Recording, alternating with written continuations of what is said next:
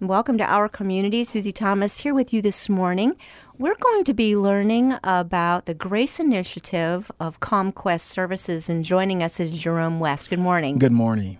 Jerome, first of all, what is the Grace Initiative? The Grace Initiative is an innovative emotional wellness program designed to empower African Americans and other minorities to be emotionally healthy.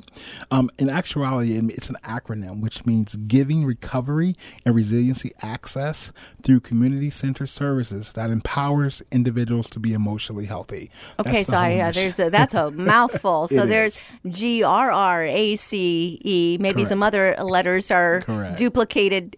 Give us that again, because it's so good. Yes. What does grace mean? Grace is one of those things we all need, no matter who you are, no matter where you come from. You need grace for the race of life. So the G means giving. The R means recovery and resiliency. What is recovery? The ability to bounce back when life takes you down. What is resiliency? To be able to bounce back again, even greater though. What is access? If you don't have access in life, you can't go too far.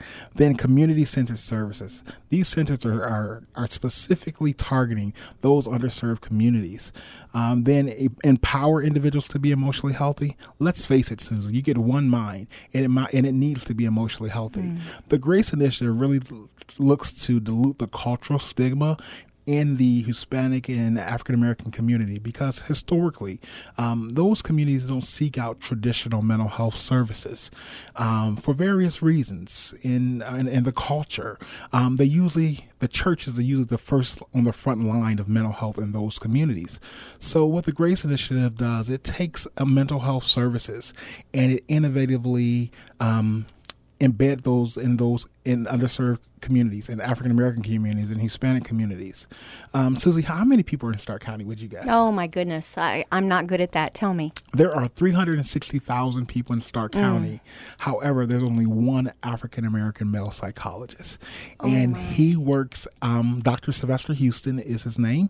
He is the only African American male psychologist. And what the Grace Initiative did is that we recognize that the southeast quadrant of Stark County, which is in Canton, is a truly an area that's has a lot of trauma, a lot of psychosocial issues. So we opened up a practice down there. No, we didn't build a new building, but we went to Sherrick Road Church of God and we opened an office there. Then we went to the projects and we opened an office there. So what the Grace Initiative does is it maximizes innovation and it does whatever it takes to meet the needs of those people in order for them to be emotionally healthy.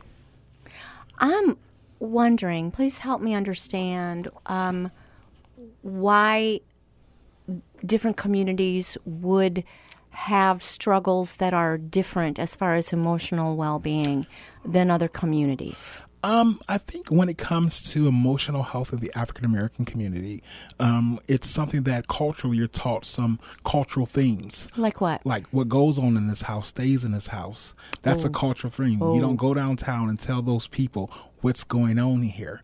Now, those are great themes from grandmother and great-grandmother. But when you're emotionally crying on the inside because your grandfather might have molested you, or your uncle touched you the wrong way, or you seen your mom abused, but grandmama said, we don't talk about those things. So people are crying in silence about traumas that's happened. But how long can you how long can you be emotionally incarcerated for the pain in your past? There comes a time in your life where you got to be liberated, Those types of family issues happen in families across the board. Yes. We're not saying that they are limited by any means to a minority family.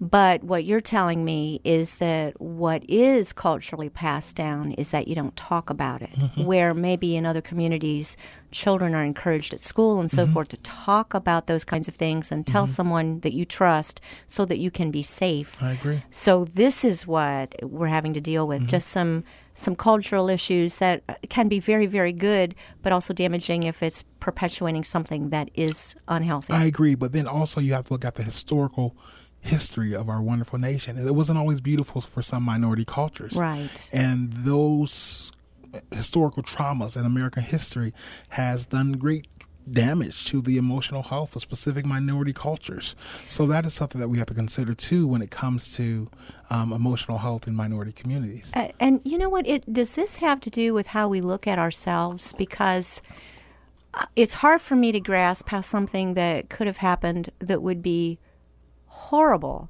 but that it happened 200, 300 years ago, can still have ramifications today. You're saying yes. I'm saying yes. And, my grandfather, should I be a little bit transparent? He is 84 and we're roommates.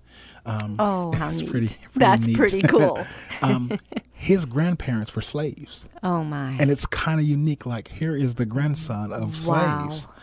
And I did some background in my family history, and some of those cultural themes that he grew up on, they're still with him today. Like, he knew them. He knew them. And they told him stories. Exactly. So that is still Exactly. fresh for Yes. him. And it's no different if you look at it through a biblical lens. I'm a professor at Malone and Grace Bible College. There were cultural themes and things that David did that his sons had to deal with. You think about David's life. David's life was quite traumatic. His daughter Tamar was raped. His son tried to kill him. But when Solomon came aboard, Solomon had some of the same issues as David when it came to relationships. David had hundreds of concubines, and God said you should only have so many. But Solomon had 100 more than his own father did. So there are sometimes those cultural themes that perpetuates generation after generation that affects our emotional health. And until someone says enough is enough, we're going to stop it here. We will never conquer those emotional barriers. The sins of the fathers are visited upon their children, grandchildren, until that redeeming power of Jesus Christ comes in and turns that all the way around. I agree. What are you seeing as far as the families that you are working with? What we are seeing today is that one thing that me and Dr. Houston are extremely passionate about, we're seeing a silent cry from the young males in the urban community. You know what? I'm so glad to hear you say this. But there is a realization that somebody needs help. But it's a silent cry.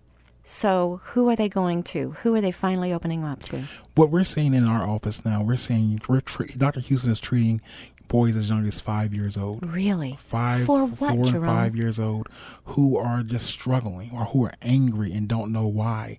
And, and we look at some of their anger issues, and it's because dad's not there and they don't know how to process it. They're dealing with parental abandonment. How does it feel for your dad to walk out on you? That's a tough card to be played in life. And then you got mom who's doing the best she knows how, not to raise a man, something that she has absolutely nothing about, that did not come with instructions unless she had a strong foundation herself. So she does the best she knows how. And when her best isn't good enough and her son becomes a statistic, that's the issue at hand. So we have implemented some programs in the Grace Initiative. One of them is called Sons of Resiliency. It is designed to inspire urban males to be emotionally healthy. Now, when I say urban is anybody. Yeah, let's talk about that word urban. Urban's in our culture sometimes gets a definition of just black, poor, nothing good comes out of there. When you say suburban, everybody, yay. But when it comes to urban sometimes has a negative connotation. And what we try to do in the Grace Initiative is to show people there's greatness in urban. There are powerful Absolutely. things You're in talking urban. about city, the city. Exactly. Even New York is considered the urban metropolis of the country. Yes. And when you think about urban, there's a richness of culture and diversity there. I work on the southeast end of Canton and Skyland Terrace, and those individuals who live in that community are some of the most resilient people I've ever met in my life. I mean, they take nothing every day and make something out of it. They struggle with poverty. I mean, not just one generation poverty, generations after generation. They deal with addictions, but guess what? They find the audacity to get up every morning and to live in spite of taking a little bit of nothing and making something great out of it. You're talking about people's lives and the potential of a person's life and what can happen when they're given not a handout, but a hand up. And so talk about that. What your goals are with the Grace Initiative to really stop the cycle down and turn it back around into a cycle upwards. Martin Luther King once said that our lives begin to end the day that we stop focusing on things that matter. And emotional health is one of those things that really does matter. Everything starts in the mind. And I use a quote all the time. Everything starts in the mind, and it might as well be healthy because you only get one. So being emotionally healthy is no difference than being spiritually healthy. Like I mentioned before, I'm a religion professor at Malone and Grace Bible College. Peter Scargo argues in his book, Emotionally Healthy Church, to love Jesus every day, but never to love yourself is dysfunction in the purest form. Right.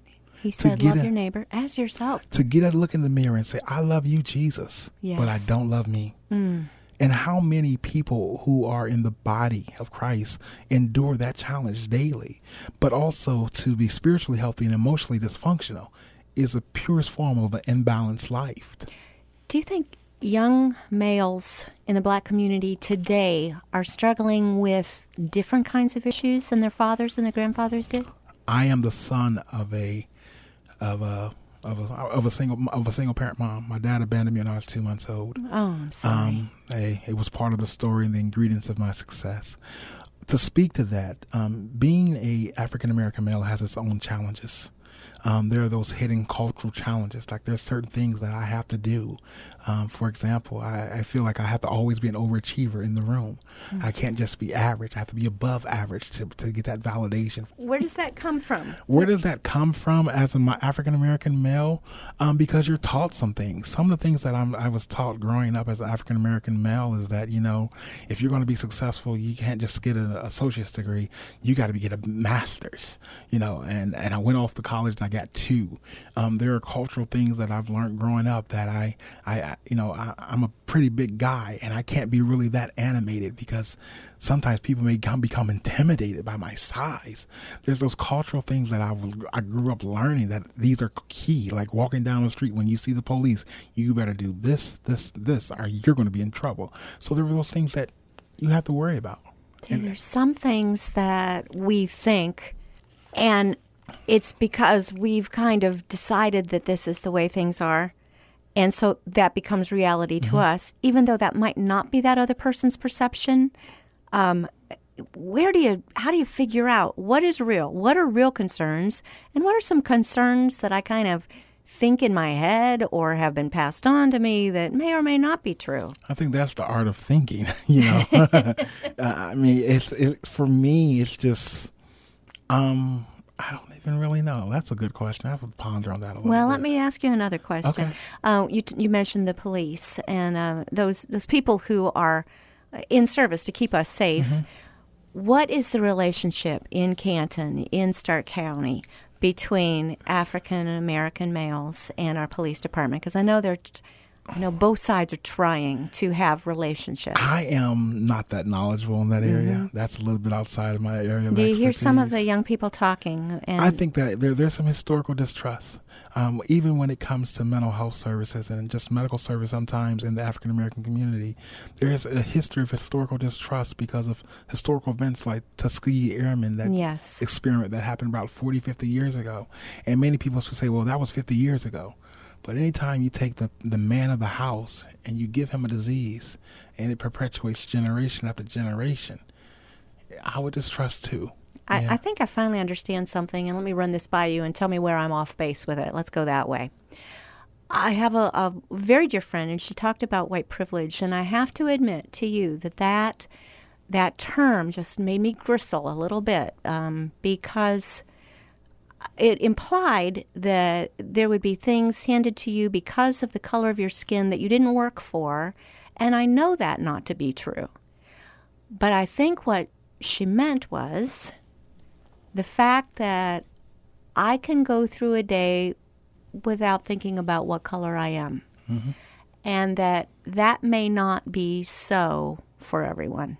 Am I off base or am I on base there? White privilege is a very complex topic in today's society. And I'll tell you, that term really does get under your skin. Yeah, and I can understand it. I totally understand. It is a very... It's the word privilege that's offensive. Yes. It's a very sensitive topic in American culture. But when it comes to race and mental health, and that's probably my expertise area is this here, I think it's time that the the system of mental health has uncomfortable conversations regarding race and mental health. I think we're in an era where we have to sit down and have those uncomfortable conversations. We got to get uncomfortable in our comfort zone if we are ever going to see people's lives change. Because if you continue to do what we've always done, we'll always get what we have. And in respect to the term of white privilege, is it a reality? It depends. I mean, it's one of those things, there are certain, I don't know. So I really don't know. So I don't know. I think it's just that you can go through a day without even thinking about what color you are. And that if I were to define myself, come up with top 10 words to describe myself, what color I am wouldn't even be on that list. But I have other friends that would be in the top 3. Yeah. So we're going to need to take a break, Okay. but we're speaking with Jerome West. He's from the Grace Initiative. We're talking about mental health. More after these words. You're listening to Our Community.